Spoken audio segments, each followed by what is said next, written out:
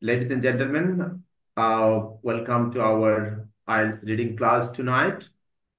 Today we are going to learn some strategies that will be helpful to develop our reading habit, and it will give some lessons how to approach a passage, how to solve a passage. Okay, so first thing to develop a reading habit, it says that solve at least one passage every day. That's what I sometimes say to you, that you need to be, if you want to achieve something, you need to be regular. You need to be consistent. You need to consistently try. You need to persistent. So if you miss one day, it means that you are going to derail, right? So you cannot be on track. So solve at least one passage every day to develop a reading habit. All right. So you can do Sir, that and solve a passage in exactly 20 minutes and transfer the answers in an answer sheet. Please do not match your answers with the book's answers now. So sir, I I have a think, question. sorry, yeah, please. Yeah, how many days do we need to continue reading regularly from basic level if I want to make a good result in It, it, IELTS? it will depend, it will depend on your proficiency. Even maybe if you have any friend, uh, if both of you start solving a passage, you will see that whether you are going to be fast or your friend is going to be fast. You know, it means that whether you are good at reading comprehension or your friend is good at reading comprehension. তো এখানে যেটা হচ্ছে reading হ্যাবিটটা আপনার অ্যাবিলিটির উপর নির্ভর করবে। এমনও আছে অনেক এক সপ্তাহ রিডিং পড়ে এক সপ্তাহ প্র্যাকটিস করে 8 পার। Can you imagine? এর মানে কি, উনার অলরেডি ইংরেজির একটা ভালো দখল আছে। এর মানে হচ্ছে হয়তো উনি ইংলিশ মিডিয়াম স্টুডেন্ট, অথবা উনি ইংলিশ ভার্সনের স্টুডেন্ট, অথবা উনি ছোট থেকে ইংরেজি পড়েন, অথবা ফ্যামিলিতে ইংরেজি প্র্যাকটিস হয়। মানে যে কোনো ভাবে তার বেসিক ফাউন্ডেশনটা খুব স্ট্রং। তো তার জন্য তো বেশি সময় লাগবে না। আবার যে একেবারে একটা সেন্টেন্সের পড়ে বাংলা বুঝতে তার অনেক কঠিন, তো উনাকে বুঝে বুঝে পড়ে উঠতে উনার লেভেলটা আগাতে আগাতে সময় লাগবে। এবং it will, Yes, and sir. how much time will you need will depend on your reading comprehension ability. I think you have got the answer. Is it? Yes, sir. Thank you. প্রথম বলছে যে আপনি একটা passage 20 মিনিটে answer complete করেন, মানে answer বের করা কমপ্লিট করেন। তারপরে হচ্ছে আপনি বইয়ের অ্যান্সার সাথে মিলাবেন না, 5 থেকে 10 মিনিট রেস্ট নেন, take a break of 5 to 10 minutes, then solve the same passage again, but this time take unlimited time to solve, and you can also consult the dictionary for unknown words. Transfer the answers in another answer sheet, then match your both answer sheets with the book's answer. Obviously, you will get a better score in your second answer sheet. Practice this way every day until you start getting same score in both answer sheet. বুঝতে পারছেন কি জিনিসটা, কি সুন্দর একটা কথা বলেছে সে। Yes, yes, sir. বলা হয়েছে Got it. যে, বলছে যে 20 মিনিটে একটা প্যাসেজ সলভ করেন, এরপরে হচ্ছে আপনি বইয়ের উত্তর সাথে মিলাবেন না, 5 থেকে 10 মিনিট রেস্ট নেন, তারপরে আরেকটা ওই প্যাসেজটাই আবার সলভ করেন আনলিমিটেড টাইম নিয়ে। ইভেন আপনার যদি প্রত্যেকটা ওয়ার্ড, আপনি যদি একটা ওয়ার্ড যদি বুঝতে না পারেন, আপনি ডিকশনারি হেল্প নেন, নিয়ে আপনি সুন্দর করে পড়ে পড়ে তারপরে অ্যান্সার করেন। এরপরে আপনি বইয়ের অ্যান্সারের সাথে দুইবার যে ট্রাই করেন, দুইবারের অ্যান্সার গুলো মিলান। মিলানে এখন বলছে যে নিশ্চয়ই দ্বিতীয়বার যখন, মানে আনলিমিটেড টাইম নিয়ে যখন আপনি একটা প্যাসেজ সলভ করেছেন, সেই প্যাসেজে আপনার স্কোরটা, আপনার রেজাল্টটা 20 মিনিটে যেটা করেছেন তার চেয়ে অনেক ভালো হওয়ার কথা নর্মালি। এখন এভাবে যদি আপনি প্রতিদিন, একটা হলো টাইমড প্র্যাকটিস আর হলো আনটাইমড প্র্যাকটিস, বা প্র্যাকটিস উইথ আনলিমিটেড টাইম, এই দুইটাকে যদি আপনি বলেন, একটা হলো টাইমড প্র্যাকটিস আর হলো প্র্যাকটিস উইথ আনলিমিটেড টাইম, এটা করে যদি আপনি দেখেন যে আপনার আনলিমিটেড টাইমে যে অ্যান্সারটা আসে, মানে যে রেজাল্টটা আসে, টাইমটাতেও একই রেজাল্ট আসে। এর মানে কি, আপনার স্কিল বেড়ে বেড়ে বেড়ে বেড়ে বেড়ে একটা স্ট্যান্ডার্ড লেভেলে চলে গেছে। এর মানে আপনি 20 মিনিটে ধরেন আহ 8 পান, আর ওখানে 1 ঘন্টায় আপনি 8 পান। এর মানে কি? তাহলে 20 মিনিটে আপনি 8 পাওয়ার যোগ্যতা অর্জন করেছেন এতদিন প্র্যাকটিসের ফলে। তখন আপনি পরীক্ষা দিতে পারেন। It's a great strategy, you know. But এর জন্য আপনাকে সময় বের করতে, আপনার সবাই চাকরিজীবী, একটু সময় বের করতে হবে, এবং এর জন্য আপনার ডেডিকেশন লাগবে, এর জন্য আপনার ডিটারমিনেশন লাগবে। ঠিক, আপনি স্ট্রংলি ডিটারমাইন্ড না হলে একদিন হয়তো আপনি সময় পাবেন, এর পরের দিন আর পাবেন না। আপনি স্ট্রংলি ডিটারমাইন্ড হলে আপনি সময় পেতেই থাকবেন, কোনো না কোনো ভাবে ম্যানেজ করবেন। তারপরে এখানে obviously you will get a better score, and বলেছে practice this way every day until you start getting same score in both answer sheet. Then বলছে while finding his answer in passages, be aware of the time you are spending also. You should not ever spend more than 2 minutes for one question. বলছে যে আপনি আবার প্রত্যেকটা প্রশ্নের উত্তরের ক্ষেত্রে আপনি 2 মিনিটের বেশি সময় নিয়েন না, এটা আপনি খেয়াল করবেন। প্রত্যেকটা অ্যান্সার বের করতে 2 মিনিট।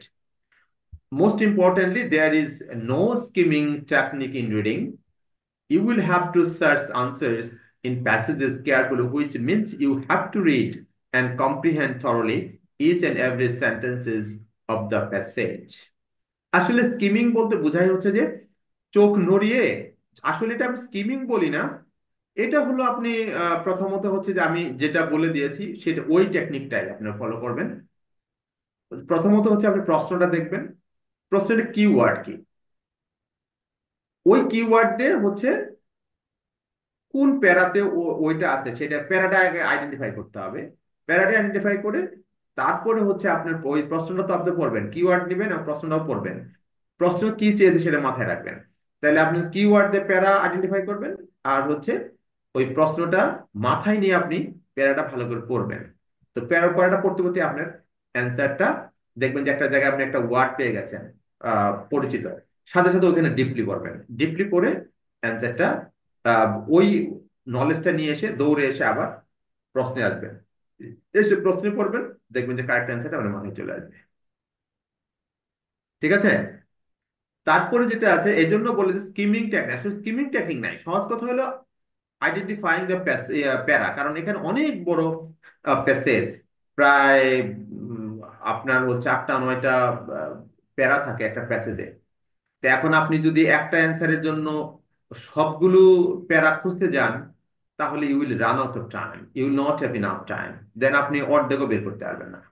সুতরাং কোন প্যারাতে একটা প্রশ্নের উত্তর আছে সেটা খুঁজে বের করা একটা চ্যালেঞ্জ, এবং সেটা সেটাই হলো মেইন কাজ। তাহলে আপনি যদি দ্রুত বের করতে পারেন যে এই প্যাসেজ এই প্যারাতে আছে, তাহলে আপনার সময় বাঁচবে। না হলে যদি আপনি প্যারা টু প্যারা খুঁজতেই থাকেন, আপনার সময় চলে যাবে। এর মানে হচ্ছে যে আপনি যে অ্যালোটেড টাইম 2 মিনিটস, 2 মিনিটে আপনি কভার করতে পারবেন। হয়তো একটা থেকে 5 মিনিট চলে গেল, 5 মিনিট চলে গেল মানে কি? তাহলে 2 মিনিট, 5 থেকে 2 মিনিট বাদ দেন 3 মিনিট, এর মানে আপনি অন্য প্রশ্ন খোঁজার সময়টা অলরেডি ব্যয় করে ফেললেন। রাইট? তারপর এখানে যেটা বলার চেষ্টা করেছে যে and for the candidates who have a target to get 6 to 6.5, you can choose any two passages to solve in the final exam, which means you will get 30 minutes for each passage. Thus, you can at least answer 27 questions properly, but without too much stretch. Also, answer the questions of the third passage with the random guess. Practice every day in this way from 2 weeks earlier of the final exam. এর মানে এই কথাটা আমি কয়েকদিন আগে আপনাদের এই স্ট্র্যাটেজিটা বলেছি, তাই না? মনে আছে? জি স্যার, মনে আছে স্যার। হুম। জি স্যার। বলছি যে আপনি if you want to get 6 or 6.5, then just forget about the third passage. Spend the whole 1 hour for two passages. It means that you are getting 30 minutes for each passage. So 30 minutes is enough time, I would say, for to solve a passage. And if you spend 30 minutes for each passage, then, but if you can spend, I mean, 28, 27 minutes per passage, first two passages, then you will have 5 to 6 minutes, 5 minutes or 6 minutes. Then you can uh, find the answer of the questions of the third passage. If you get 4 to 5 correct, is quite fine. Then you have, I mean, 10 to 9 questions unanswered, right? Then you will make wide gaze or educated gaze. There are two gaze. One is a wide gaze, one is educated gaze. It means that wide gaze means that you understand nothing about the questions and it's not possible to find any clue. Then you can make wide gaze. Wide gaze মানে একেবারে চোখ বন্ধ করে মেরে দেওয়া। আরেকটা হচ্ছে educated guess মানে হচ্ছে আপনি একটু পড়লেন কিছুটা ধারণা পাওয়া যাচ্ছে but you are not sure of it, then আপনি ওটা দিলেন, ওটাকে বলা হচ্ছে এডুকেটেড গেস। তো এডুকেটেড গেস এবং হোয়াইট গেস এই দুইটা করে আপনি থার্ড প্যাসেজটা 5 মিনিটের মধ্যে শেষ করলেন। তাহলে আপনি যদি 27-28 মিনিটে একটা প্যাসেজে দেন, আপনি প্রায় 13-14টার মধ্যে হঠাৎ একটা বা দুইটা ভুল হতে পারে। একটা যদি ভুল হয়, 13 দোকানে 26 পেয়ে গেলেন, আমরা 14 বাদে দিলাম, 13 দোকানে 26 পান। আর ওখানে যদি আপনি একেবারে সব হোয়াইট গেস মিলে 3-4টা আপনি কনফার্ম করে দিলেন, সব মিলে যদি আপনার চারটাও হয়, 30, 30, so you are getting 30 out of 40. It means that you are securing 7 out of 9. Oh my God. Even if you get 29, 28 out of 40, it means that you are getting 6.5, right? So you are on safe side. Sir আমি 6.5. একটা বিষয় জানতে চাচ্ছিলাম sir. Please. Sir pencil আগামী বছর থেকে নাকি pencil উঠাই দিচ্ছে, তো পেন্সিল থাকাতে কি সুবিধা ছিল আর উঠাই দেওয়াতে কি অসুবিধা স্যার, এটা একটু কাইন্ডলি যদি বলতেন। অসুবিধা, সুবিধা হলো যে আপনি এটা লিখে ফেললেন, বানান ভুল লিখেছেন বা পেন্সিল থাকাতে মাঝখানে এটা ধরেন মুছে দেওয়া যাইতো। হ্যাঁ কালার লিখতে আপনি হয়তো বা আহ, বা অন্য একটা শব্দ লিখতে মাঝখানে একটা লেটার লিখে নি নাই, ভুলে লিখে ফেলছেন, আপনি মিলে আবার লিখলেন, আবার ভুল লিখছেন, আবার মিলে আবার লিখলেন। মানে ইউ হ্যাভ অপশন, রাইট? আপনি যখন কলমে লিখলেন এর মানে কি আর আনচেঞ্জ মোছা এটা, যাবে না। আর মুছা নো যাবে না। Option, no choice. আর ওখানে তো জায়গা নাই, আর জায়গা নাই। তো ওই ক্ষেত্রে আপনারা আরেকটা চালাকি করতে পারেন, সেক্ষেত্রে হলো অনলাইন অপশন আছে, অনলাইন অপশনটা চুজ করতে পারেন। কারণ অনলাইনে তো আপনি ডিলিট করতে পারবেন, একবার লেখার পরে আবার ডিলিট করে আবার লিখতে পারবেন, রাইট? বাট ওই ক্ষেত্রে আবার আপনাকে যেটা থাকতে হবে, typing skill, you need to have a significant typing skill, right sir. right? If you can write 40 words or 35 words per minute, 40, 45, it's best if you can write 50 words per minute. Then it's wonderful. আপনি 2, 3 বার 4 বার মিলিয়ে লিখতে পারবেন। জি ten sir. Minutes is a long time, right? 10 minutes is a long time. তো sir online মানে কি, এটা যে কম্পিউটার বেসড যেটা? Computer based, right? Yeah yeah. Sir এইটার ব্যাপারে যদি একটু বলতেন স্যার, এটা কি বাসা থেকে দেয়া যায়? এটা বাসা থেকে দেওয়া যায়, হ্যাঁ এটা বাসা থেকে দেওয়ার সিস্টেম আছে, তবে খুব হেফাজত, আপনার ক্যামেরা সেট করতে হবে চারিদিকে, তারপরে হচ্ছে ক্যামেরার, সারাক্ষণ ক্যামেরার সামনে আপনাকে থাকতে হবে। তো দেখেন এই যে আমরা একটু ক্যামেরা অন করি, তাতে কিছুক্ষণ থাকার পরে আমাদের বিরক্তি এসে যায়, আমরা একটু ক্যামেরা অফ করে ফেলি। তো ওখানে এই 3 ঘন্টা 4 ঘন্টা আপনি ক্যামেরার সামনে থাকেন, আপনার অসম্ভব রকম বিরক্ত লাগে, আমি নিজের বাসা হলেও।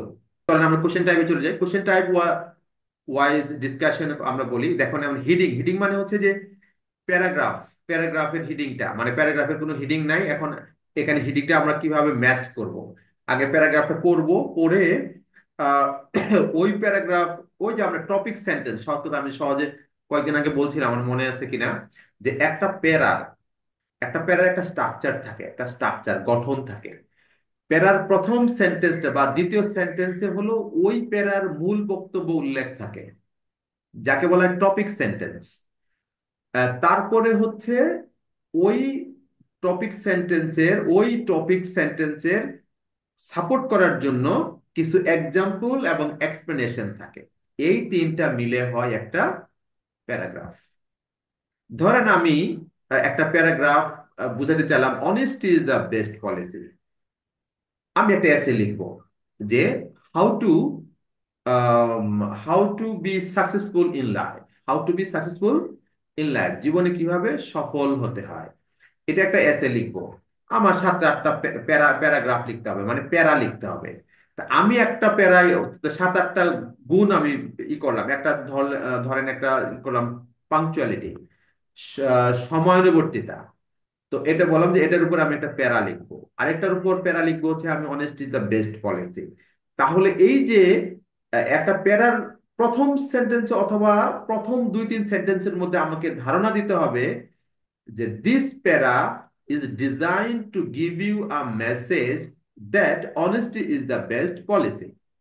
ওইটা আমি ওর মধ্যে লিখবো। এটা আমি সরাসরি অনেস্টি ইজ দ্য বেস্ট পলিসিও লিখতে পারি, অথবা আমি একটু ঘুরাই ফিরাই 2 সেন্টেন্সে আমি বানাই বোঝাতে পারি যে দিস প্যারা contains a moral lesson that is honesty is the best policy। তা আপনি প্রথম 2 সেন্টেন্স বা 3 সেন্টেন্স পরেই ওই প্যারার মূল বক্তব্য পেয়ে যাবেন। তারপরে দেখবেন কেন কিভাবে honesty is the best policy, সেখানে আমি কিছু এক্সাম্পল এবং এক্সপ্লেনেশন দিব, দিয়ে আমি ওটাকে মোটা তাজা করে একটা প্যারা বানিয়ে দিলাম।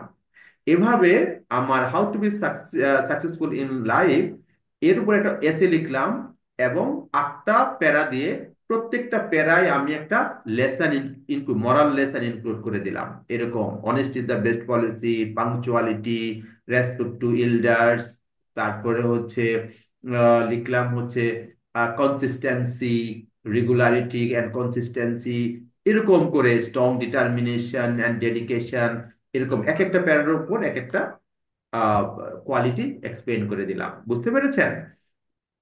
আমরা কি করতেছি এখন, এখানে উল্টা করতেছি। প্যারাটা লেখা আছে কিন্তু তাহলে প্যারার টপিক সেন্টেন্সটা কি, মানে প্যারাটার মূল বক্তব্যটা কি, সেটা ওখানে একটা লিস্ট থাকবে। ওই লিস্ট থেকে একটা নির্দিষ্ট প্যারার মূল বক্তব্য একটা আহ, একটা লিস্ট থেকে আমরা খুঁজে বের করব। ধরেন 5টা 6টা কি আছে, লিস্ট আছে। ওর মধ্যে প্রথম প্যারা, প্যারা এ, এর মূল বক্তব্য কি, ওখান থেকে আমি লিস্ট থেকে খুঁজে বের করব। তাইলে লেখার ক্ষেত্রে যা করি এই আইএলটিএস ঠিক তার উল্টাও করব। ঠিক আছে? তাহলে প্যারাগ্রাফ কাকে বলে বা প্যারা কাকে বলে এটা বুঝতে পেরেছেন? আমি অনেকদিন বলেছি, বুঝতে পেরেছেন আপনারা? হ্যাঁ স্যার। হ্যাঁ, মিস বনানী বলেন, বুঝতে পেরেছেন? Yes sir. Miss Zainul Abedin বুঝতে পেরেছেন? Yes sir. আচ্ছা, যখন যখন যখন বনানীকে বললাম তখন শিল্পী দাস বললেন যে ইয়েস স্যার, যখন যখন জয়নুল আবেদিনকে বললাম তখন বনানী বললেন ইয়েস স্যার। না স্যার, তাই দুইবারই বনানি বলছি ইয়েস স্যার। তাই নাকি? Right sir. Oh my But god, listen to সবার me. কাজ বনানী করে দিচ্ছে But না? listen to তাহলে me. হচ্ছে মিস বনানীকেই করেন একটা কি বলে, আম, তাকে একটা ট্রিট দেন ভালো জায়গায়, hotel right sir, Sheraton. Right sir. সবার কাজ সে কিছু করে পাওয়ার দিচ্ছে। পাওয়ার উপযোগী স্যার। হুম। হ্যাঁ, কিছু পাওয়ার উপযোগী, যেহেতু হ্যাঁ, আমারটা সে দিয়ে দিতেছে, শি ইজ আরেকজনেরটা ভেরি দিয়ে অ্যাক্টিভ, দিতেছে। She is very active lady. Yes sir, আচ্ছা স্যার মিস্টার, আমি অ্যাটেনটিভ। অনেকক্ষণ কোনো রেসপন্স করি না, তাই নিজে থেকে একটু রেসপন্স করে দিলাম, আমি যে আছি সেটা বোঝানোর জন্য স্যার। ওকে, না না না, আপনিও যথেষ্ট প্রাণবন্ত, আপনি প্রাণবন্ত, যথেষ্ট অ্যাক্টিভ। জয়নুল আবেদিন, আপনাকে জিজ্ঞাসা করছিলাম তাইলে প্যারাগ্রাফ কাকে বলে বা প্যারা কাকে বলে, সেটা বুঝতে পেরেছেন? হোয়াটস দ্য স্ট্রাকচার অফ প্যারা বা জি প্যারাগ্রাফ? স্যার, আমি স্যার শুনতে পারি নাই, তখন নেটওয়ার্কে একটু হয়তো প্রবলেম হচ্ছিল। ওহো, তাহলে তো বিপদ। আমি এই প্যারাগ্রাফের স্ট্রাকচারটা অনেকবার বলেছি না mister Monowar? Yes sir. Right sir, বলেছিলেন স্যার। এই যে এইবারও কিন্তু মনোয়ারের কাছ থেকে বর্ণনি করে দিয়েছে, দেখেন। আচ্ছা, এখন দেখেন। আচ্ছা, The paragraph should contain uh, more than 2 or 3 paragraphs. কি? Sir, according to your lecture, the paragraph should contain more than 2 or 3 paragraphs. But paragraph বলে প্যারা, মোর দেন টু বলে প্যারা নেই, আল্লাহ রে আল্লাহ, তো তার উল্টো উল্টো বলছে। প্যারাগ্রাফে তো কোনো প্যারাই হয় না। প্যারা আর প্যারাগ্রাফ কি জিনিস? প্যারাগ্রাফের একটা প্যারা। সংক্ষেপকে বলা হয় প্যারা, সংক্ষেপে বলি আমরা প্যারা। আর হ্যাঁ, এটা একটা প্যারাগ্রাফ প্যারা। হলো, প্যারা আর প্যারাগ্রাফ একই জিনিস।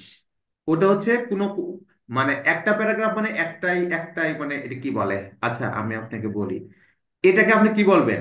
একটা একটা প্যারাগ্রাফ বলবেন না, মানে প্যারা বলবেন yes, না? sir. Yes, yes sir. Sir. একটা প্যারাগ্রাফে একটাই প্যারা থাকে, একটা প্যারাগ্রাফে একটাই প্যারা থাকে। এখন আপনি বলতে পারেন স্যার প্যারা আর প্যারাগ্রাফের পার্থক্যটা কি? আচ্ছা, প্যারাগ্রাফে হচ্ছে কি থাকে, একটা মূল লেসন থাকে, সেই লেসনটা একটা প্যারার মধ্য দিয়ে বর্ণনা করা হয়, এক্সপ্লেইন করা হয়। আর প্যারা হচ্ছে আপনি যে কোনো 2-3 সেন্টেন্স একটার পর একটা লিখলেন, ওটিতে একটা প্যারা হয়ে গেল। এর মধ্যে কিছু থাকুক বা না থাকুক, ধরেন আমি Oh, বললাম যে this is M S Hussain, I have a student, his name is mister Monowar, mister Monowar lives in Malaysia and he has been there for about 10 years. এইসব একটার পর একটা সেন্টেন্স লিখে দিলাম, লিখে দিয়ে এরকম এরকম একটা হলো, তো এটাকে আমি প্যারা বলতে পারি, but it is not paragraph. এই যে আমি বর্ণনা okay. করলাম এর মানেটা কি, এর এর মোরাল লেসনটা কি, এর মেইন Okay, sir. বক্তব্যটা কি? What do you mean? Main A কোনো বক্তব্যই paragraph নাই, should মেইন maintain কোনো, meaningful message. Sir, হ্যাঁ, according to me, a paragraph should maintain a meaningful message for us. Right, meaningful message থাকতে হবে। তো আমি Yes, sir. যেটা বললাম, এটা তো কোনো মিনিংফুল মেসেজ নেই, খালি পরপর সেন্টেন্স আছে, তাইলে ওটা প্যারাগ্রাফ না, ওটা প্যারা। আর প্যারাগ্রাফ যেটা, সেটা হচ্ছে ওর মধ্যে একটা মিনিংফুল লেসন থাকে, মরাল লেসন থাকে। ঠিক আছে? তাহলে কিন্তু প্যারাগ্রাফে প্যারা থাকে একটা, মানে এই যে এরকম a chunk of words, a chunk of words or বলতে পারেন হচ্ছে a write up of a few sentences, কয়েকটা সেন্টেন্সের অর্থাৎ এটা কি ইন্টারকানেক্টেড এন্ড মিনিংফুল একটা একটা একটা প্যারা। ঠিক আছে? তাহলে প্যারা এবং স্যার, প্যারাগ্রাফের শুধু পার্থক্য বুঝতে সিঙ্গেল পেরেছেন? সিঙ্গেল সেন্টেন্সেও কি প্যারা হতে পারে? Single sentence? হতে পারে, হতে পারে। ধরেন হচ্ছে যে আপনি, এটা আপনার উপর নির্ভর করে, যদি আপনি ধরেন হচ্ছে যে একটা কিছু একটা লাইনে বুঝাইতে চাইলেন আপনি, এবং আপনার আর কোনো কিছু বোঝানোর কোনো ক্ষমতা নাই, মানে আর কিছু মাথায় নাই, ওটা কিভাবে এক্সপ্লেন করবেন নাই, হতে পারে এটা। ধরেন আপনি 5টা প্যারা লিখলেন, 5টা প্যারায় 5টা প্যারাগ্রাফ, তার মধ্যে 4টা লিখলেন একটু বড় বড় করে, আর একটা 1 লাইন বা 1.5 লাইন 2 লাইন লিখলেন, but this is very weaker, actually weaker paragraph, very weaker paragraph. Hmm. Yes. আপনি ওদের সেটা ওয়ান সেন্টেন্সকে একটা প্যারা হিসেবে ধরে আপনি রচনায় দিতে পারেন, বাট সেটা খুব ভীষণ উইকার, কারণ প্যারাগ্রাফ মানে হলো একটা মোরাল লেসন থাকবে, এক্সাম্পল থাকবে, এক্সাম্পল গুলো এক্সপ্লেইন করা থাকবে, এবং একজন মানুষ পুরো প্যারাগ্রাফটা পড়ে সে আপনার ওই মেইন মেসেজটা পেয়ে যাবে। ঠিক আছে? আমরা ওইটাই করব, যে আমরা একটা প্যারাগ্রাফ পড়ে একটা প্যাসেজে, ধরেন এইচ আই পর্যন্ত, এর মানে কি 5 4 9, 9টা প্যারাগ্রাফ আছে বা প্যারা আছে, 9টা প্যারা আছে, প্রত্যেকটা প্যারায় একটা প্যারাগ্রাফ, এক একটা প্যারা এক একটা প্যারাগ্রাফ, কারণ ওখানে মরাল লেসন আছে। ওই ওই প্যারাটা পড়বো, বা ওই প্যারাটা পড়বো, পড়ে এর মেইন বক্তব্যটা আমরা খুঁজে বের করব। ঠিক আছে? আচ্ছা, এখন আসি হচ্ছে আম, কিভাবে আমরা এটা বের করব। আমি আগেই বলেছি যে প্রথম লাইনেই হতে পারে, প্রথম 2 লাইন। এখানে বলছে read the first 3 sentences of the paragraph. প্রত্যেকটা প্যারাগ্রাফ প্রথম 3টা সেন্টেন্সের মধ্যে প্রথম, আপনি যদি প্রথম সেন্টেন্সে পেয়ে যান, আরেকটা সেন্টেন্স পড়লেন সর্বোচ্চ, দ্বিতীয় সেন্টেন্স পেলাম, তৃতীয় সেন্টেন্স, কারণ ওখানে আবার কিছু এক্সট্রা কিছু বলা থাকতে পারে। এ কারণে যেখানে আপনি পাবেন, মানে মেইন মেসেজটা পাবেন, আর একটা সেন্টেন্স বেশি করে পড়বেন। এই জন্য আপনি এখানে বলছে মোরলেস 3টা সেন্টেন্স, প্রত্যেকটা প্যারাগ্রাফে যদি 3টা সেন্টেন্স পড়েন, প্রথম 3টা সেন্টেন্স পড়লেই আপনি ওই প্যারার main moral lesson, meaningful lesson, whatever we call, will get it, will get it, you know 3টা সেন্টেন্স পড়েই। And try to guess the heading for this para on your on.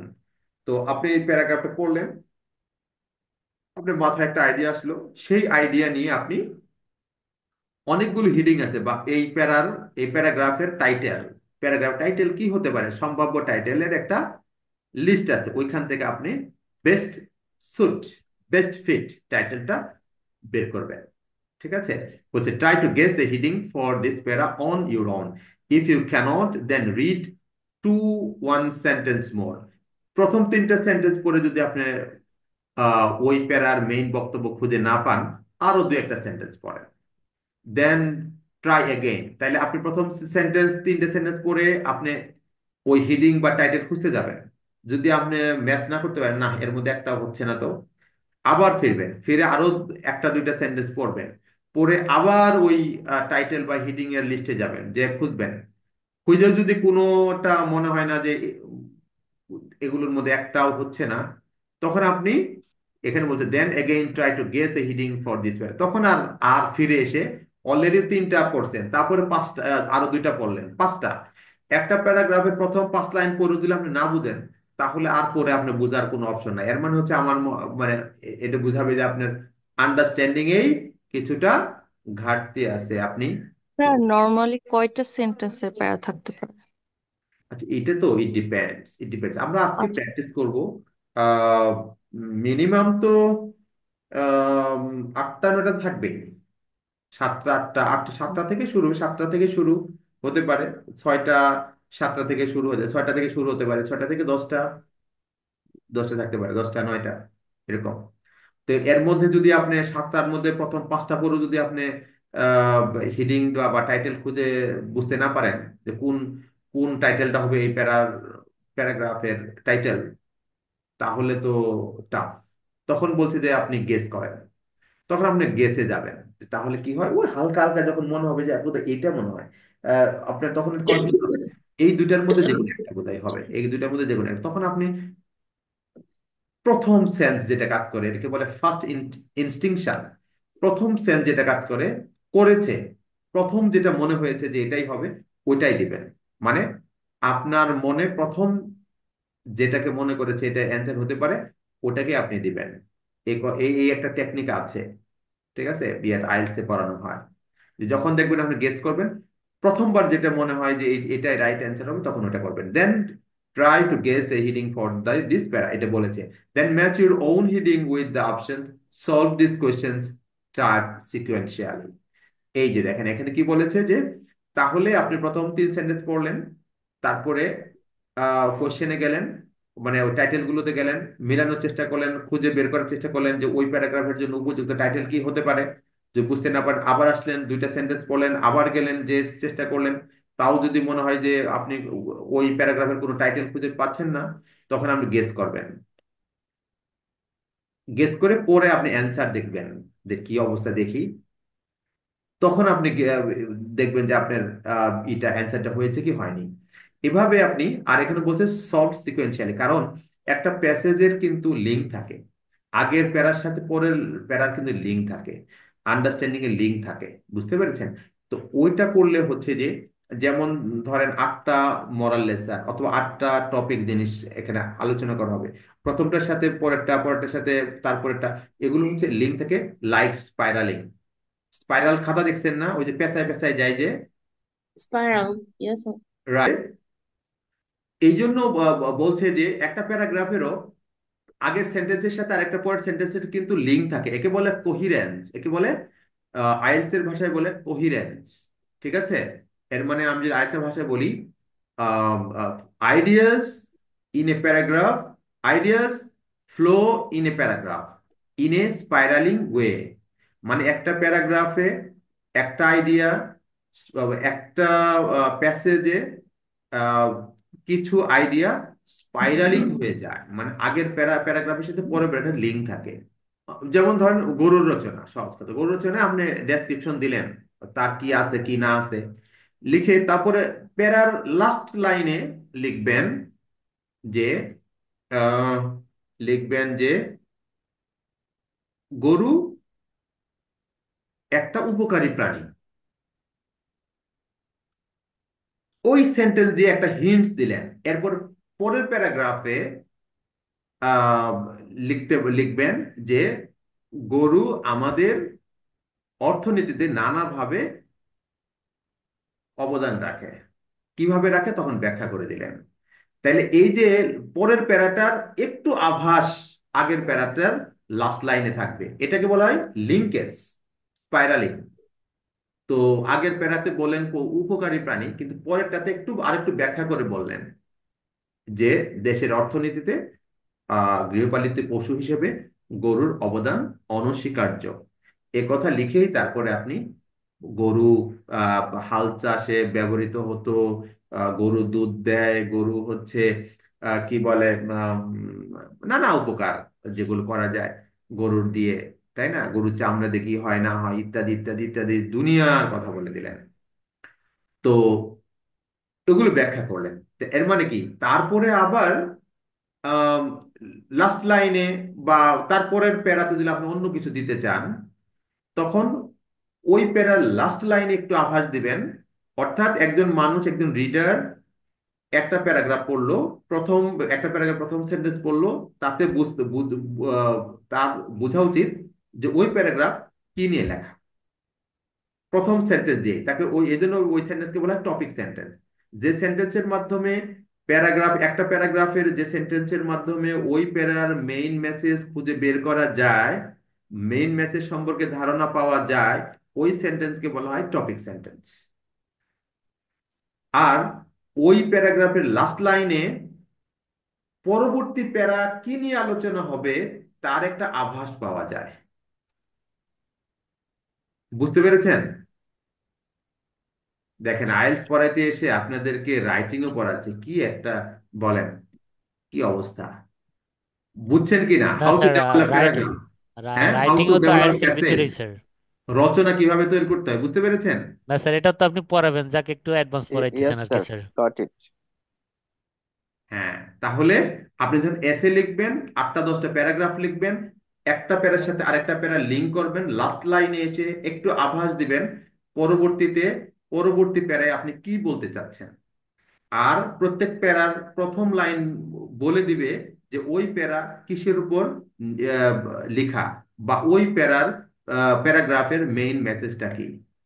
এভাবে আপনি যখন 8টা প্যারাগ্রাফ লিখলেন, তখন প্রথম প্যারাগ্রাফ থেকে শেষ প্যারাগ্রাফ যখন মানুষ পড়বে, তখন he or she will have a complete picture of the passage or এসে।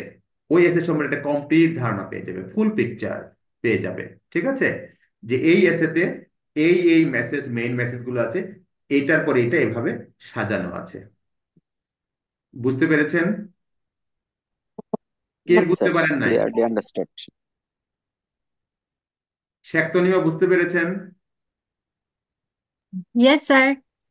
মিস্টার মুরাদ? Yes, sir. তাহলে কে বুঝতে পারেন নাই বলেন? How to develop a paragraph, how to prepare N এসে, and how the paragraphs of an essay are interlinked, spiraled. কে বলতে পারবেন বলেন? একজন আমাকে বলেন, আমাকে বুঝিয়ে দেন, আমি বুঝি না।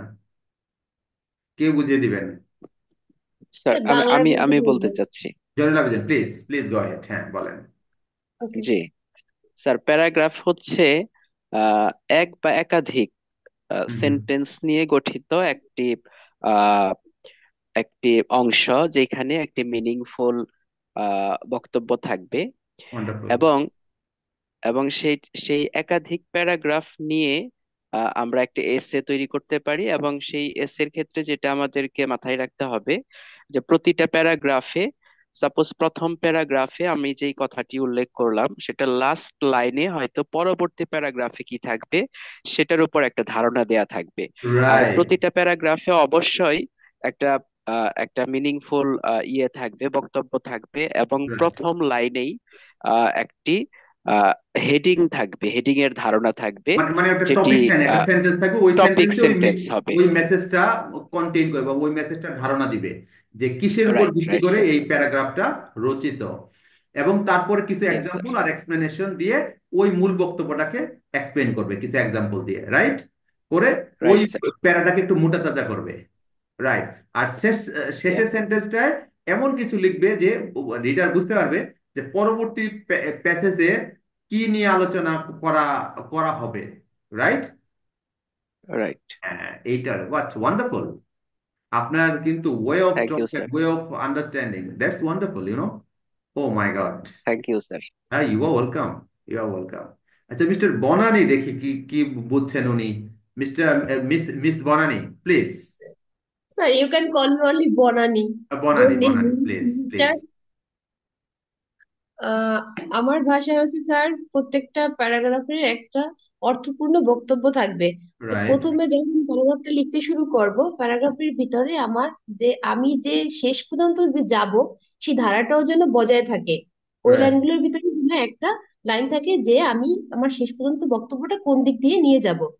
তো আমি যখন দ্বিতীয় প্যারাগ্রাফ লিখতেছি, তখন যে দ্বিতীয় প্যারাগ্রাফে যখন একটা ব্যাখ্যা দিচ্ছি, তখন সেই ব্যাখ্যাটা, যেমন আমি যদি বলি যে আমার বরিশাল বালাম চালের জন্য বিখ্যাত, হুম যদি আমার সেন্টেন্সে থাকে, তো মানে প্যারাগ্রাফে থাকে, তাহলে আমাকে বলতে হবে যে যেহেতু ওটা কৃষি প্রধান আহ, দেশ, তার জন্য কৃষি প্রধান মানে শহর, তার জন্য বাদাম চালের জন্য বিখ্যাত, তাহলে ওখানে আমি বলতে পারি যে এখানে আমার কৃষকরা এখানে মানে আমাদের জনসংখ্যার অধিকাংশই হচ্ছে কৃষক।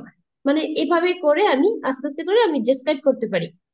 আর লাস্টের দিকে একদম মানে টু কনক্লুডে আমি লিখতে পারি যে এই কারণেই মানে আমাদের দেশে অর্থনীতিতে মানে অগ্রগতি হচ্ছে, যেহেতু আমার মানে বরিশাল হচ্ছে কৃষি প্রধান একটি শহর, আর এখানের অধিকাংশ লোকই হচ্ছে কৃষক। আর এই কৃষকদের আত্মপ্রচেষ্টার ফলেই আমাদের অর্থনীতির উন্নতি ঘটছে।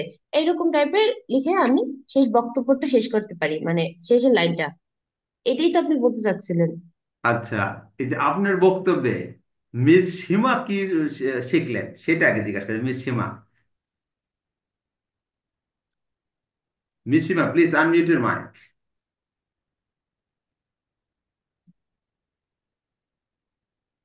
না, পালিয়ে যায় না প্লিজ। Miss Seema. স্যার, একটা প্যারাগ্রাফের মানে মিনিংফুল হতে হবে। প্রথম লাইনে হেডিং থাকবে এবং লাস্ট লাইনে আমি পরবর্তী প্যারায় কি লিখবো সেটার একটা ধারণা থাকবে।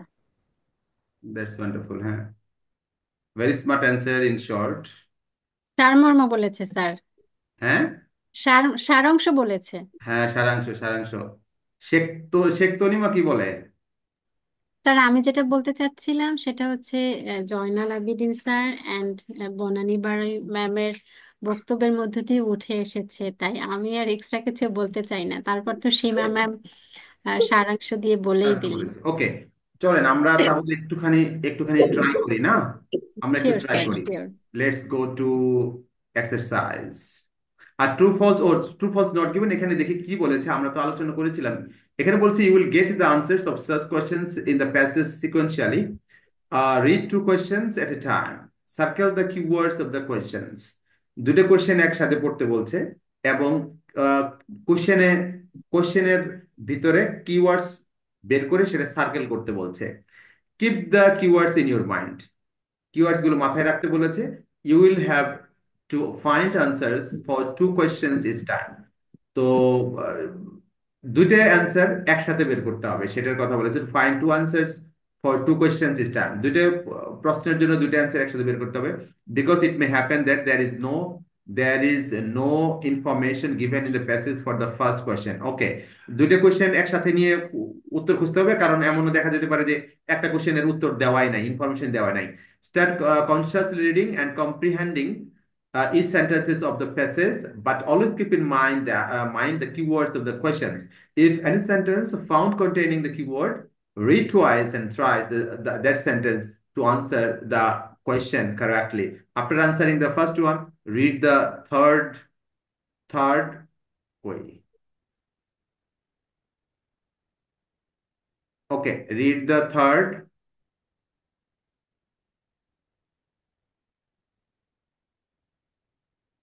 third question and mark the keywords like before. Keep the keywords of two questions in your mind at a time and find answers like before.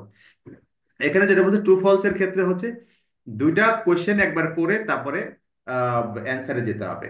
কারণ অনেক সময় দেখা যায় যে একটা প্রশ্নের উত্তর নাই থাকতে পারে ওখানে। তো এভাবে একটু এগিয়ে যেতে হবে। বাট আমরা ট্রু ফলস এবং ইয়েস নো নট গিভেন দুইটা প্রশ্নেরই অ্যান্সার খোঁজার প্র্যাকটিসটা আমরা করেছি, তাই তো? আর বলছে which paragraph contains the following information or any matching type question. আচ্ছা, এটা আমরা পড়ে যাই। আমরা যেহেতু এই দুইটা এটা তো প্র্যাকটিস করেছি, ট্রু ফলস নট গিভেন। আরেকটা হচ্ছে এই হিডিংটা আমরা আজকে ভালো করে আলোচনা করলাম, তো আমরা এটার প্র্যাকটিস আমরা করতে পারি। Just a sec. প্যারা অথবা paragraph, reading passage 2 has 9 paragraphs, A থেকে 8। এ থেকে এইচ হলো 8 আর একটা হলো 9, তো 9টা আছে। এই প্যাসেজে 9টা ইয়ে আছে, প্যারাগ্রাফ আছে, এর মানে 9টা হিডিং হবে, রাইট? কারণ প্রত্যেকটা Yes, প্যারাগ্রাফের জন্য একটা হিডিং বা একটা title. Choose the correct yes, hiding for paragraphs A and GI from the list of the headings below. Write the correct number 1 থেকে 11 in boxes 14 to 21 on your answer sheet. এখানে একটা প্যারাগ্রাফের answer দিয়ে দিয়েছে। Paragraph F এর answer হচ্ছে 7। 7 কি আছে? The need to achieve transport rebalance. আপনি প্রথমে কি করবেন? সুন্দর করে এটা পেন্সিল দিয়ে কেটে দিবেন, এই যেটা 7টা, কারণ এটা অলরেডি অ্যান্সার করা হয়ে গেছে। ঠিক আছে, আপনাদের প্রশ্নপত্র কিন্তু এরকম থাকবে। তাহলে প্রথমে কি করবেন? 7টা, কারণ 7টা আর পড়বেনই না, ওর পড়াই দরকার না, ওর পড়তে আপনার সময় লাগবে না। বুঝতে পেরেছেন আমার কথাটা? Yes sir. হ্যাঁ, ইউরোপিয়ান ট্রান্সপোর্ট সিস্টেমস 1990 or 2010, 1990 থেকে 2010-এর সময়ে, মানে 1990 থেকে 2010 সময়ে কত, 20 বছর, এই 20 বছরে ইউরোপের ট্রান্সপোর্ট সিস্টেমটা কেমন ছিল সেটা নিয়েই বলেছে। ইউরোপিয়ান ট্রান্সপোর্ট সিস্টেমস 1990 to 2010, এই 20 বছরে কি ছিল? What have been the Trends and what are the prospects for European transport systems? It is difficult to conceive for vigorous economic growth. It is difficult to conceive of vigorous economic growth without an efficient transport system. Although modern information technologies can reduce the demand for physical transport by facilitating teleworking and teleservices, the requirement for transport continues to increase. There are two key factors behind this trend. For passenger transport, the determining factor is the spectacular growth in car use. The number of cars on European Union roads saw an increase of 3 million cars each year from 1990 to 2010, and in the next decade, the EU will see a further substantial increase in its fleet. তাহলে হচ্ছে মোটামুটি এখানে দুই একটা শব্দ হয়তো কঠিন থাকতে পারে, কিন্তু তাহলে বুঝেন দেখি এটা আসলে কি বলার চেষ্টা করেছে বলেন। এখন আমরা এটা কিছুটা বুঝতে পেরেছেন কি? এই মূল জি ধারণা স্যার। কিছু মাথায় আসছে? দেখেন, প্রথম কি বলছে? It is difficult to conceive of vigorous economic. এর মানে বলছে যে একটা ভালো, মানে এফিশিয়েন্ট ট্রান্সপোর্ট সিস্টেম ছাড়া ভালো অর্থনৈতিক অর্থনৈতিক উন্নতি সম্ভব উন্নতি না। চিন্তা করা, মানে কল্পনা করাও কঠিন। ভালো বিপুল ট্রান্সপোর্ট যোগাযোগ অর্থনৈতিক ব্যবস্থা নাই, উন্নতি। মানে অর্থনীতিটাও খুব ভালো যে হবে তার কোনো চিন্তা করা যায় না। এর মানে কি? এর মানে হচ্ছে যে for vigorous economic growth, efficient transport is very, very important, right? Although modern Yes. information technologies can reduce the demand for physical transport by facilitating teleworking and teleservices. এর মানে কি? Modern information technology, ICT, IT কি করেছে? আমাদের মানে হচ্ছে transport করার ডিমান্ডটা কমিয়ে দিয়েছে। মানে কি? যেমন রিমোট ওয়ার্ক, আমি কাজ করছি, আমার বস হলো জাপানে, উনি আমার সাথে হোয়াটসঅ্যাপে যোগাযোগ করছে, আপনি এটা করেছেন, এটা কি কমপ্লিট হয়েছে? আচ্ছা ঠিক আছে, এটা আমাকে মেল করে দেন, এটা হোয়াটসঅ্যাপে পাঠান। আচ্ছা ঠিক আছে, এটাতে আমি কারেকশন দিয়ে দিচ্ছি ইমেইলে, ওটা আপনি দেখেন। এর মানে কি? Without going to the without going to Tokyo, I can I can do my business, I can do my job, right? Because of information technology. কারণ I'm using WhatsApp, right? I'm using emailing, right? দুইটা, অথবা Zoom. Hey, we have a meeting right now. Let's go to the meeting. আমাকে zoom share করে দিচ্ছে, link দিয়ে দিচ্ছে। এই তো দেখেন, এই যে জুম শেয়ার করে দিলাম হোয়াটসঅ্যাপে, লিংক ক্লিক করেন, কানেক্টেড হয়ে গেল। One from Japan, one from USA, one from China, one from Bangladesh, and we four are on the same screen and we are talking to each other. ফলে physically না এসেও আমরা একত্র হতে পারতেছি।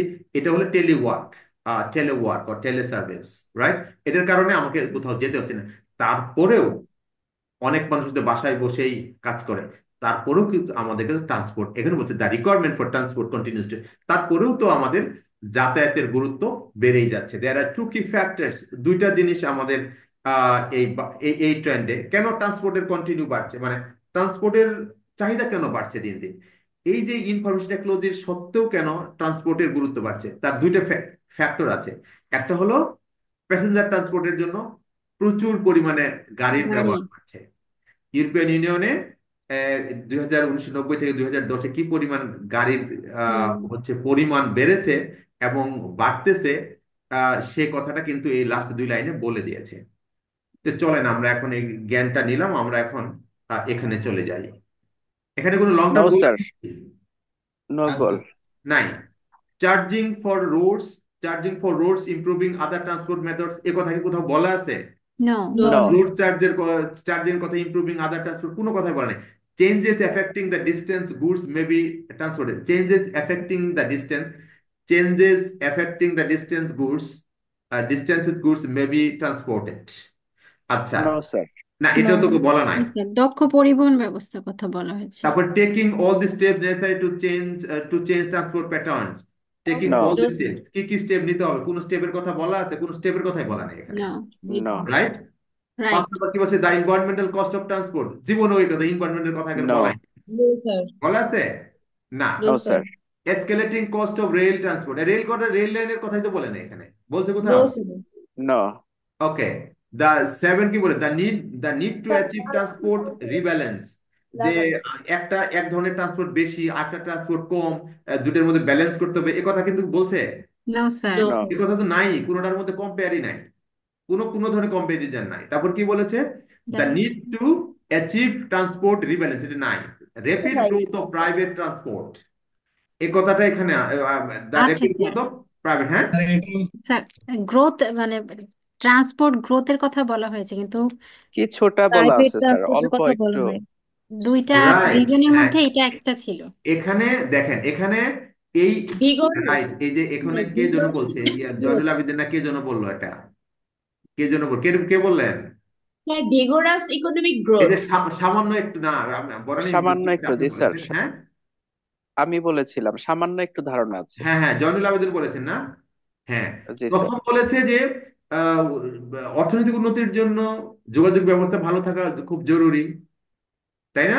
তারপর বলেছে আইটি ট্রান্সপোর্টের গুরুত্বটা কমিয়ে দিয়েছে, তারপরেও ট্রান্সপোর্টের গুরুত্ব বাড়ছে কারণ প্রাইভেট কারের সংখ্যা বাড়ছে। এই যে লাস্ট তিনটা লাইনে কিন্তু এই প্রাইভেট কারের একটু ধারণা সংখ্যা পাওয়া যায়। বেড়েছে, এ কথা কিন্তু বলা আছে, বলা আছে না? দেখেন, বছরে 3 মিলিয়ন করে Addition of বাড়ছে স্যার, 3 এটা লেখা million cars each year from এই 1990 যে to এইটুকুতে 2010. কিন্তু এইটুকুতে কিন্তু বলা আছে, তাই না? Yes, যে sir. Spectacular growth in G car sir. Use, spectacular growth মানে হচ্ছে দৃশ্যমান, মানে গ্রোথ, মানে কার ব্যবহারের দৃশ্যমান অগ্রগতি আর লক্ষণীয়। এবং তারপর নাম্বারও বলে দিয়েছে, roads on an increase of 3 million car each year, প্রতি বছর 3 মিলিয়ন করে কার বেড়েছে 1990 থেকে 2010, তার কি পরিমাণ কার বেড়েছে, এবং নেক্সট ডেকেটে আরো বাড়বে, তাহলে একটা ট্রেন্ড বলে দিল না? Yes, রাইট তাই না? স্যার। sir. একটা একটা ধারাটা র্যাপিড, এবং এটা এই গ্রোথটা কি একেবারে সহজ মনে করলেন? প্রতি প্রতি বছর 3 মিলিয়ন করে গাড়ি রাস্তায় নামতেছে, এটা কি চারটিখানি কথা? no, sir. অনেক। হিউজ, তার মানে কি, হিউজ। অফকোর্স এটা rapid growth of car, Number of private car, তাই না? আচ্ছা, ইয়েস স্যার। তারপরে আমরা আরো দেখি আর কিছু পাই কিনা। Plans to develop major road networks, এই কথা তো এখানে বলাই নাই। no, no. no, sir. Major road নেটওয়ার্কের বৃদ্ধির কোনো কথা বলেছে? Restricting road use through charging policy alone, কোনো পলিসির কথা এখানে বলে নাই। No. Yes, sir. Transport trends in countries awaiting EU admission, transport trend in countries awaiting EU admission, admission মানে কি? মানে হচ্ছে ইউরোপীয় ইউনিয়নের অনুমতির অপেক্ষায় আছে ট্রান্সপোর্ট ট্রেন্ডস, যে নো ইউরোপীয় স্যার। ইউনিয়ন যদি বলে তোমরা নো প্রাইভেট স্যার। কার বাড়াও তাহলে বাড়াবে, ইউরোপিয়ান ট্রেন্ড যদি বলে যে না তোমরা প্রাইভেট কার না বাড়ায় গাড়ি বাড়াও তাইলে বাড়াবে, এ কথা কি নো ওখানে বলা স্যার। আছে? No, no. sir. Nice. Answer is number তাইলে A. It is crystal clear that, এইটাই ঠিক না। একটু যাচ্ছে প্রথম লাস্ট তিন চারটে লাইনে বলা আছে, এছাড়া The এখানে কি rapid বলে আছে? growth of একটাও private যায় না। transport. হ্যাঁ, তাহলে কিভাবে যায় না, আপনি মানে বুঝতে পেরেছেন তো? জি স্যার। Yes sir. সুতরাং ওই প্যারাটা যদি একটু ভালো করে পড়েন, আর এইবার এই পাশে এসে লিস্টগুলো যদি একটু ভালো করে দেখেন, তাইলে আপনি ক্লিয়ারলি বুঝতে পারবেন ওটা কি বলে, ওটা কি যেন বলে একটা একটা একটা করে বাদ দেওয়া, যেটা আমরা করলাম, সেটা কি যেন বলে, নামটা ইংরেজি ভুলে গেছি আমি। স্যার মানে স্কেপ। বাদ দেওয়ার সিস্টেমটাকে ইংলিশে কি যেন বলে ভুলে গেছি। এনিওয়ে, আমার মনে পড়লে অফকোর্স আপনাদের বলবো। তাহলে এভাবে আপনি দেখবেন যে আপনি প্যারাটা খুব ভালো করে বুঝেন, ওই প্যারাগ্রাফের আন্ডারস্ট্যান্ডিংটা মাথায় নিয়ে এগুলো পড়বেন, দেখবেন যে সুন্দর করে কিছু কিছু জিনিস একেবারে মানে 1 সেকেন্ডের মধ্যে বাদ দিয়ে দিতে পারবেন। যেমন এই যে এসকেপিং কস্ট অফ রোল, আপনি লাস্টে দেখুন দুইটার মধ্যে আটকে যাবেন, মাত্র দুইটার মধ্যে আটকে যাবেন। ঠিক আছে, এখানে কিন্তু আমরা একটা তো আটকাই নাই, আটকাইছি কি এরকম, শুধু এই যে নো স্যার। আনসারের কোনোটাতে আটকাইছি দেখেন। No sir. এর মানে দেয়ার ওয়াজ নো কনফিউশন, যখন দুইটা মনে হবে উত্তর, তখন আমরা আপনারা কনফিউশনে পড়লাম, তাই না? আমরা কনফিউশনে পড়লাম, তাহলে দুইটার মধ্যে কোনটা রাইট সেটা নিয়ে আমাকে চিন্তা করতে হবে। কিন্তু এখানে আমরা কিন্তু একবারও কনফিউশনে পড়ি নাই, সরাসরি আমরা 8-এ যে আটকে গেছি, এরপরে 9, 10, 11 তিনটা আমরা একেবারে আহ, উম, মানে হচ্ছে, গড়বড় করে চলে গিয়েছি। হ্যাঁ ওগুলো আমরা একদম বাদ দিয়ে দিতে পেরেছি, বাদ দিতে পেরেছি খুব সহজে, তাই না? তো this is the way to answer these questions. I mean, how to find the headings. But এখানে একটা জিনিস হলো যে এখানে একটু রিপোর্ট, আপনি কত দ্রুত এই প্যারাটা বুঝে এই প্যারার মেইন মেসেজটা আপনি পেলেন, এইটা হলো আপনার দক্ষতা। এখন কেউ একজন ধরেন কয়েক সেকেন্ডে পেরে যাবে, কেউ একটা 1-2 মিনিটে পাবে, বা 1 মিনিট, বা তার হয়তো হাফ মিনিটে পাবে, কেউ কয়েক সেকেন্ডে পাবে। It depends on your reading ability. এখানেই পার্থক্য হবে। বুঝতে পেরেছেন? Yes Yes, sir. sir. ওকে, ইয়েস ইয়েস স্যার। তাহলে কি মনে হচ্ছে আজকে যে আমাদের ক্লাসটা ফ্রুটফুল হয়েছে? কি আজকে ক্লাসটা কি ফ্রুটফুল হয়েছে? Yes sir. 100% sir. Okay, so thank you so much. আমি আজকে খুবই খুবই খুবই ভালো লাগছে আমার, কারণ আপনারা আজকে যারা ছিলেন ক্লাসে 10 জন, আমার মনে হয় 10 জনই আজকে খুব মনোযোগী ছিলেন এবং এনজয় করেছেন, প্রত্যেকটা জিনিসই প্রশ্ন করেছেন। এবং আমি আমার সবসময় চেষ্টা করি, আমি কখনোই চেষ্টার ত্রুটি করি না, এটা আমার সৃষ্টিকর্তা ভালো জানে, যে আমি আপনাদের জন্য চেষ্টার কোনো ত্রুটি করি না। ঠিক আছে, তো স্যার আমরাও একমত sir. We know sir. thank you so much for being so much attentive to the class and throughout the last 1.5 hour, and see you in the next class.